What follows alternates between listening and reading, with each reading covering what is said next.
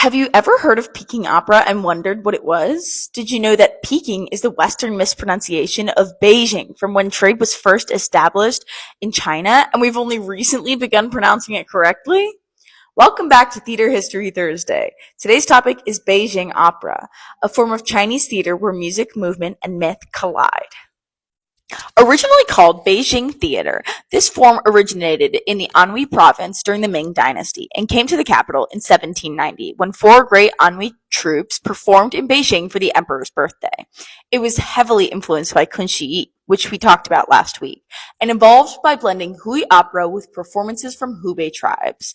By the 1840s, it had fully developed into the form we see today and is the most dominant form of Chinese opera, and there are over 50. So what makes Beijing opera so unique? It's a mix of vocal and instrumental music, mime, martial arts, dance, and acrobatics, all used to tell stories from history and folklore. Some popular examples are Farewell My Concubine and Monkey King.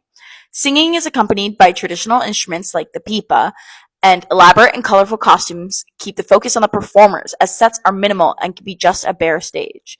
There are four main character types: the Shang, the gentleman, or male hero; Dan, the female roles; Jing, the more tough and bold characters, usually with elaborate face paint; and Chu, the clowns.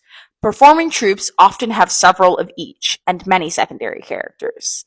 One of the most famous Beijing performers was Mei Lenfeng, who brought the art form to audiences in Japan, America, and Europe. Like many forms of theater, female roles were originally played by men. Women gradually began playing their own parts, but in modern forms of Beijing, we see some female performers take on male roles, bringing the tradition full circle. During the Cultural Revolution, starting in 1966, Beijing opera became a set of government-approved model plays with censored political themes, but its original tradition has since been revived. From its origins in the imperial court to its global influence, Beijing opera is a powerful symbol of China's cultural heritage and one of the most popular theatrical forms in China today. With this series, New Perspectives is learning a lot about various forms of theater that have existed through the ages. We're especially delighted to find the many commonalities across cultures and eras. Beijing opera seems to be very similar to Commedia dell'arte, with its stock characters and bare stages. Commedia's roots go back to the Roman comedies, yet we've been taught that China was isolated from the West for centuries. Can it be that theater traditions have transcended borders for much longer than we thought? That's it for this week's Theater History Thursday. If you enjoyed learning about Beijing opera, make sure to join us next week for more theater history. Bye!